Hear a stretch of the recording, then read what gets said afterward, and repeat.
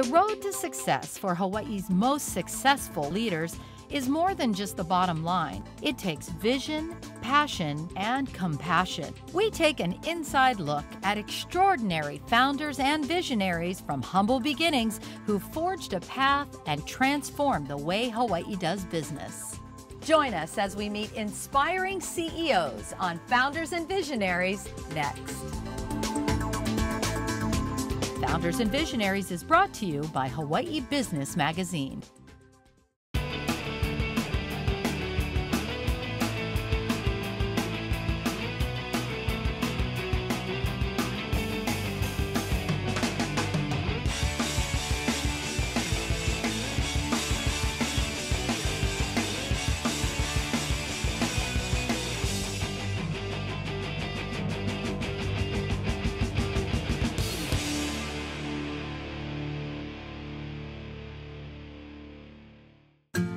This segment of Founders and Visionaries is brought to you by Shiro, Saimin, Haen.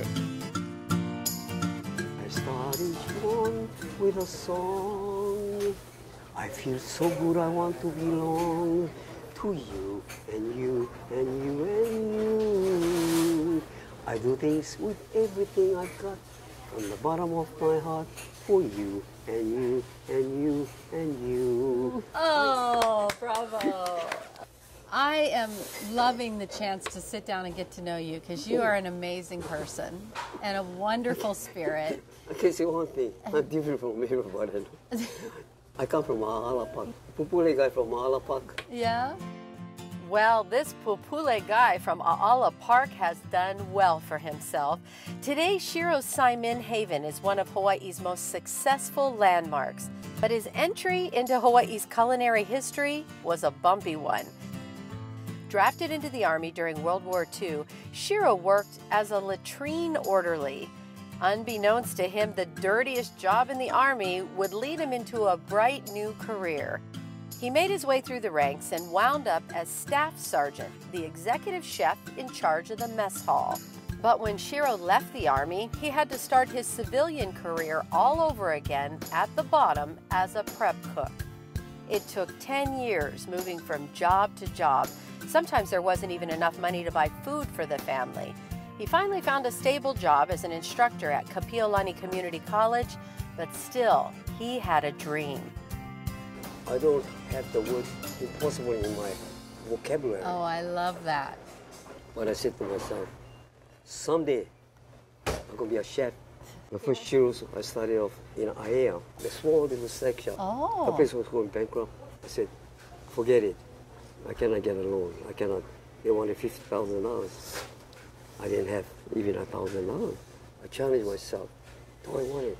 My wife was against me. My provost was against me. All my friends said, you crazy or what? You're not a young boy anymore. You stay with the state. I had this already, the best job I ever had in my life. To be an instructor cook at Kapiolani Community College. I had security, tenure, good pay. Yeah. I'm going to a bankrupt place. I wanted to have my own restaurant. I took it over. I was a manager, chef, janitor, helper. I worked 7 days a week. Oh. From $300 a day, breakfast, lunch, and dinner.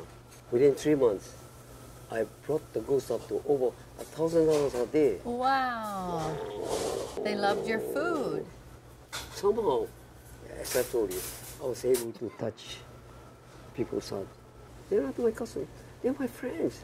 That's why I never, in my advertisement, I never talk about my restaurant. Yeah. I talk about people, places, and things. Oh, that's nice. If I cannot satisfy my customers, Yeah.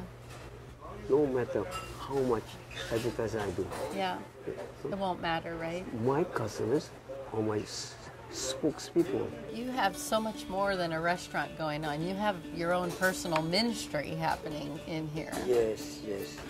If I can encourage one person to be a better person, I figure my job, what I'm doing is worthwhile. You tell me, what's wrong with being pleasant? To me, a smile is a warm hello that comes from a heart filled with a hello glow. That's a message I would like to convey. That's wonderful. My people that's working for me, I tell them, You are not working for me. You're working with me to make it profitable. And when I'm profitable, I have to share with you. So my people all get bonus each year, a bonus, nice bonus. My workers say, hardly quit me, they all stay with me. Whatever you do, give it your best shot. And don't thinking that you can do better. You are better. You will succeed. You gotta have a tremendous stamina, determination, and you gotta like your job. I say if you don't enjoy your job, it's gonna be work. But if you enjoy your job, it's gonna be a pleasure. Yeah. Your worst enemy is complacency. I'm not a great cook, but I will tell you this. I believe in the simple things, but try to do it better. My place is not fancy, but as you can see, it's wholesome. You're doing something right.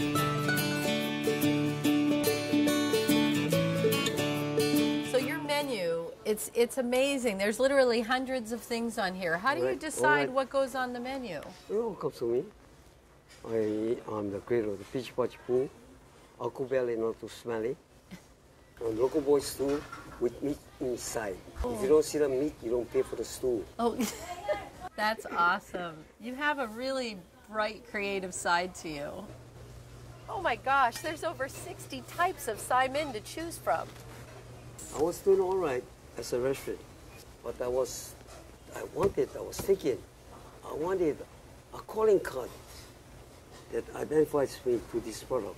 At the time, Saimin was only a snack. Nobody thought it to eat that as a meal, and not too many restaurants sold it. I thought to myself, why not make it a meal in itself? And I put all kinds of combination in, which has never been done before. People say, a lot of people copy me. That's all right.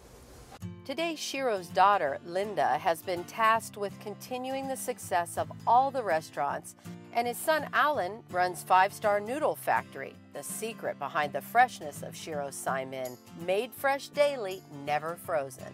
So what are your hopes for Shiro's in the future? What would you like it to become? Well, in my skill that I have accomplished what I wanted to do.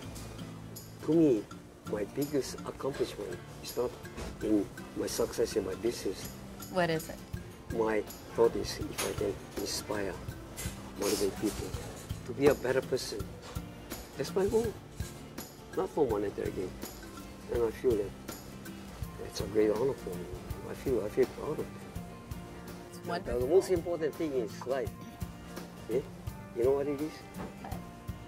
To get your peace of mind. No hate, no jealousy, no anger. Compassion for everyone. I reached that goal. Scene 2, take 1. I took one ad out that I'm the creator of the big Shiro. And I wrote a caption down below. I said, thank heavens to Betsy. My name ain't Dick.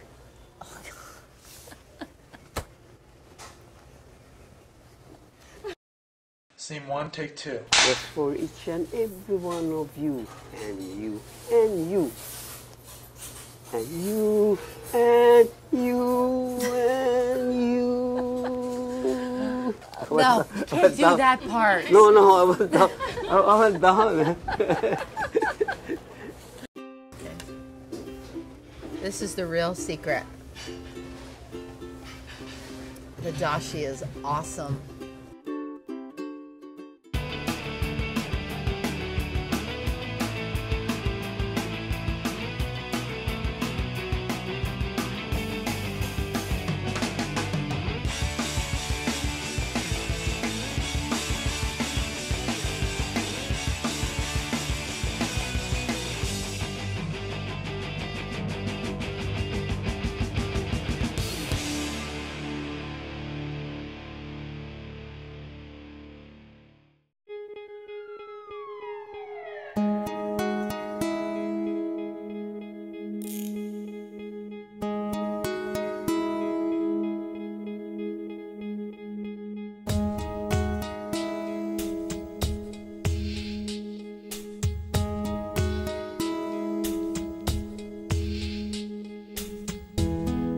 you've ever wondered how much it takes to turn a life around, now you know.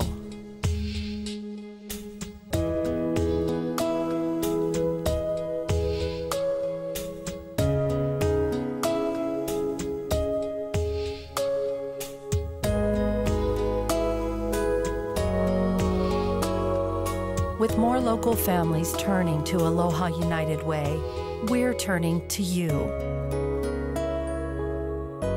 This year, please give. This segment of Founders and Visionaries is brought to you by cosmetic dentist Dr. Cecile Sebastian. I've always wanted to ask this of a dentist. So when you're a dentist, when you meet somebody, is the first thing that you key in on or notice their teeth? You know, ever since dental school, I have to admit it's the truth. But it only started in dental school. Yeah. I guess you just can't help it. Yeah.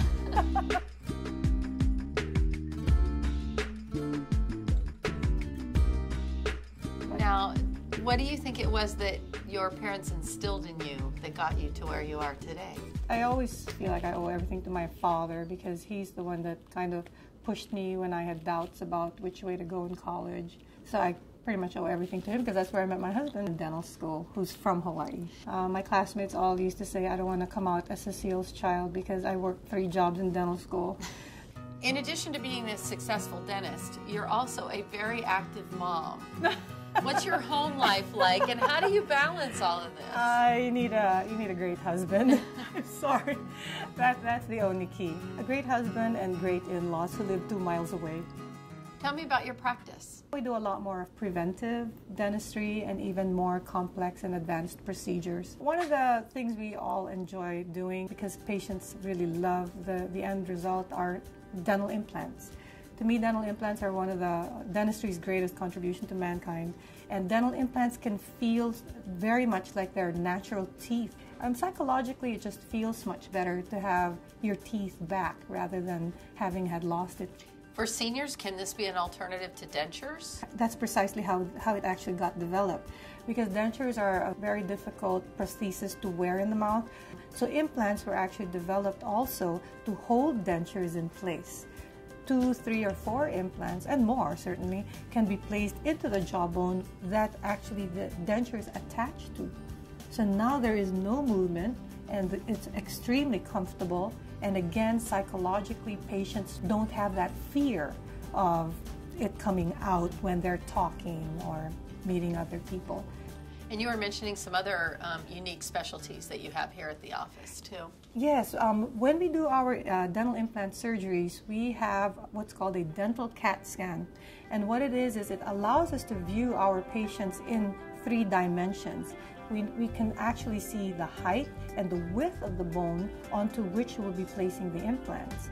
And on top of that, we have special planning software which allows us to integrate both technologies to plan the surgeries in advance. We actually do the mock surgery on a computer before we do it on a patient. And from that mock surgery on the computer, we can then fabricate something called a surgical guide. The surgery is done through this special guide, which minimizes the amount of surgery, really, that the patients go through. No sutures, so this guide just puts it in exactly where we had planned it. Amazing. So yes, so the surgery is faster healing, less painful, more comfortable, and with a greater prognosis because we know exactly where those implants are going. A lot of patients come in for porcelain veneers, and a lot of patients come in for veneers who don't need veneers. So it's very important to be able to tell a patient when they do not need it, and when they do as well. In Hawaii, though, we have some very specific challenges with regard to the health of our teeth, right? That's correct. In Hawaii, we do not have fluoridated water. So studies have shown that areas without fluoridated water do have higher incidence of decay. However, in Hawaii, we have the highest in the entire nation. And that's why most in the dental community do prefer to have fluoridated water. Yeah. I will say that I grew up as a small child in an area that had fluoridated water, and they were one of the first, and I have no cavities. So I think there is a link to yes, that. we'll see. Or it's genetic, right? Or a combination Correct, of a combination both. of both. So, Correct. Yes, yeah. you've been very, very fortunate.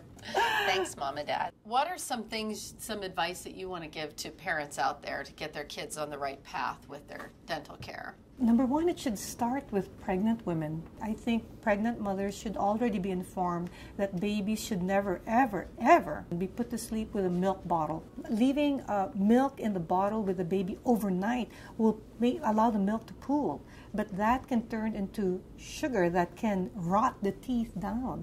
So that's what we have a high frequency of. It's called baby bottle decay syndrome, which require those silver crowns now to preserve them. You also do lecturing in the community, and there's one topic you're very passionate about. Yes. Oh, this is so important. Yeah, no problem. Research has found that gum disease and heart disease have a genetic link. So a lot of patients with gum disease have heart disease and vice versa. But nobody knows what came first, the chicken or the egg. Does gum disease cause heart disease, or does heart disease cause gum disease? The best thing we can do is to try and eliminate the gum disease. It's a very simple and easy screening procedure and fairly easy treatment for the not too advanced stages. It's also been linked to diabetes and osteoporosis and arthritis. Even after all these years, you seem pretty excited about what you do. What is it that you love about being a dentist? I guess sharing the information. I enjoy speaking with other dentists because I know it's very satisfying for us and for my entire team. They just love learning together. So we also invite a lot of dentists to come in here and learn from our cases and hopefully inspire them to do it in their offices and get the education as well. What do you hope your patients take away from an experience here? I hope that the education that we provide them sends them home with an encouragement that their mouths can get better, look better, feel better, and know how to take care of it. When we have new patients, before we even touch anything in their mouth, after the examination and x-rays and necessary pictures, we sit down with them for an hour and educate them on what we found. And we give them all different ways of getting their mouths healthy. I always tell them there's many ways. And you were saying becoming a dentist, really, it's like you're an artist and a carpenter. It's more than what you would think, right? That's right, correct. Dentistry is both an art and a science. So I tell a lot of my patients that I think a lot of us dentists are frustrated artists. When we design teeth, when we design crowns, a lot of that, we have to know a lot about artistry, really, for the teeth. And we have to be able to match it to faces, match it to personalities, color, and then that has to be applied technologically and with engineering concepts in our mind. We then have to prepare teeth to accept this beautiful artwork that we've created on the computer. And then it has to be manufactured, and there's the technology. So that's what makes it exciting, and that's what makes it fun. Even for patients, they love to watch the process. They've never been so involved. Where do you want to be in another 5 or 10 years? What do you want to be doing? Hopefully mentoring more dentists, but I really, my dream, and my husband knows this, is to hopefully spend more time at more like clinics for the homeless and Aloha Medical Mission. That's my goal in life, but eventually spend more time doing more work at the less fortunate. That's my true goal.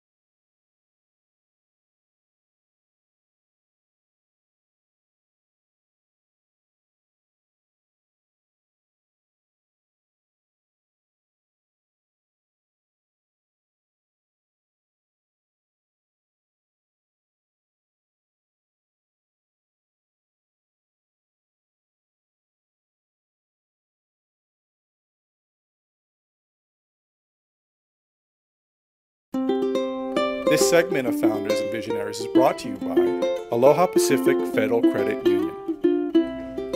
This is a beautiful branch. Oh, thank you. This is our flagship branch right in 4th Street Mall. Okay. And I really love this feeling, this coffee shop feeling you have in the lobby. Yeah. We wanted to make sure that they feel at home when they come into our credit union. Most of the financial institution is kind of stuffy. So we wanted to make sure that when they come in, feel like they're at home practically. Fosters that relationship with your customer. Yes. And now how many branches overall do you have? We have altogether 10, 9 of them all in Oahu, and 1 on the 9th island, Las Vegas. You do a lot of local business over there? You know, what we wanted to try or help at Vegas was to help people that got foreclosed on or had a short sale. So we're giving them a second chance. So we really building a lot of loyal members there. Most of the financial institutions won't lend somebody with a blemish like that, like foreclosure, bankruptcy, or short sale. Oh, that's wonderful. Yeah. A bank with a heart. Now, what makes a credit union in general different from a bank? The difference is our shareholders are every member of our credit union. And when we pay interest to them, we call it dividends. So the board of directors who formulates policies for the credit unions are voted by the members of the credit union. And whether you got $100 in the account or $1 million in the account, everybody has just one vote. Very, very democratic, actually. A lot of folks may not realize Aloha Pacific is a credit union that used to have a different name in the past. Tell me about the name change. We were called Honolulu City and County Employees Federal Credit Union before. Since our only office, main office, was in the town, once the city employees retired, they closed their accounts because they didn't want to come in town anymore. So we thought, gee, what shall we do? And if you have at a branch a name like Honolulu City and County Employees Federal Credit Union, people would naturally think that it's for city employees. So we had to think about changing our name. And with a name like Aloha Pacific, it's kind of hard to be grumpy, right? You know, Aloha Pacific, so you got to be smiling all the time. Now, you talked about the difference with the shareholders, but what difference do you think your customers see in doing their banking with you versus a big bank? The biggest difference is, of course, our rates are very, very competitive.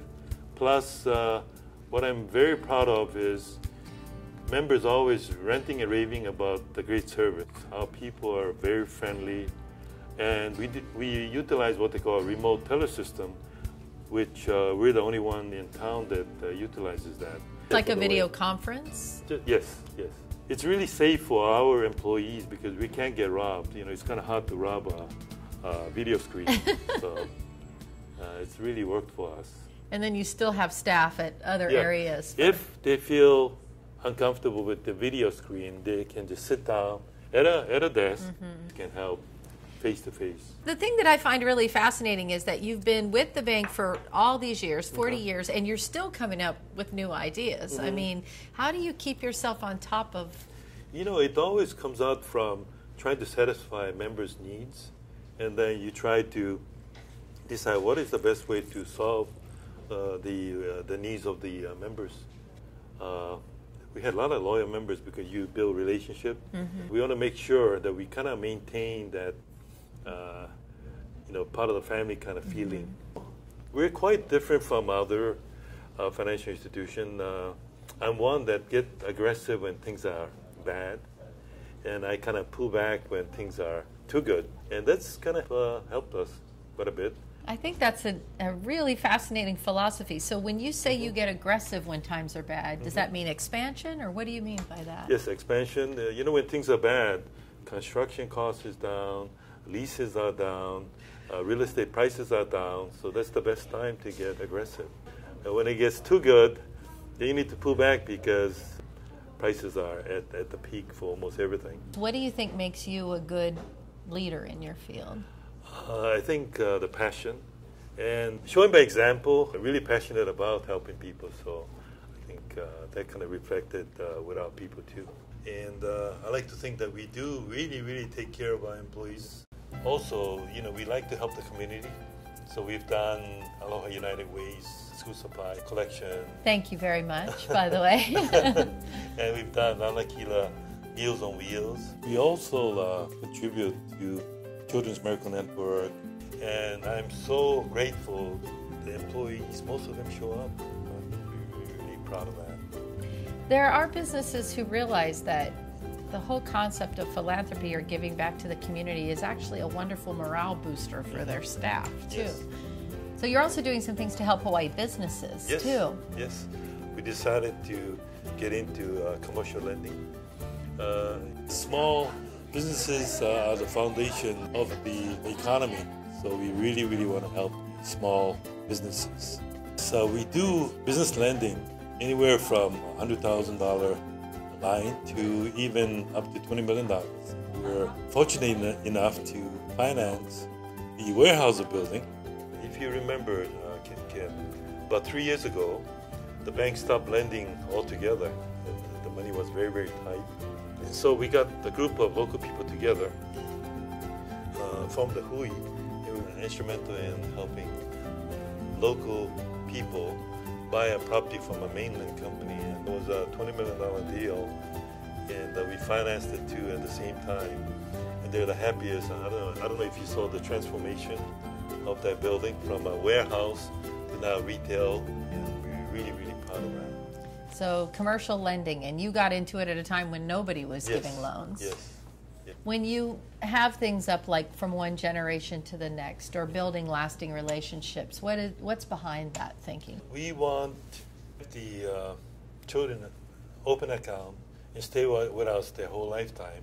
So we want to make sure that we get them started early and hopefully make their first car loan, especially the first car loan.